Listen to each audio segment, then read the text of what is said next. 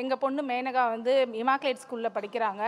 நல்லா படிப்பாங்க. பட் இந்த அளவுக்கு ஒரு பெருமைமிகு தருணத்தில் வந்து எங்களை கொண்டு வந்து சேர்ப்பாங்கன்னு நிச்சயமாக நம்பலை. வர வரைக்கும் ரொம்ப பதட்டமாக இருந்தது.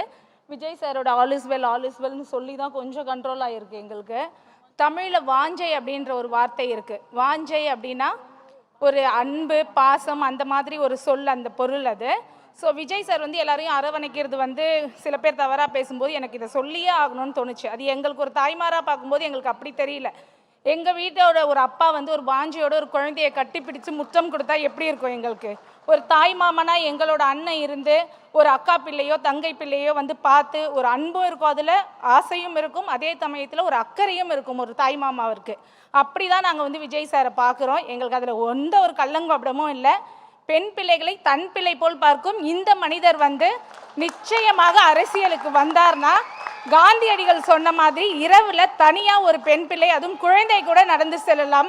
கண்டிப்பாக இதில் மாற்று கருத்தே இல்லை. நிச்சயம் நீங்கள் தமிழக முதல்வராக வரணும்னு நாங்கள் கடவுள்கிட்டயே வேண்டிட்டு இருக்கோம். அது நிச்சயமாக பலிக்கும் 100%. ரொம்ப ரொம்ப நன்றி சார். செய்திகளை உடனுக்குடனும் துல்லியமாகவும் தெரிந்து கொள்ள சப்ஸ்கிரைப் பண்ணுங்க.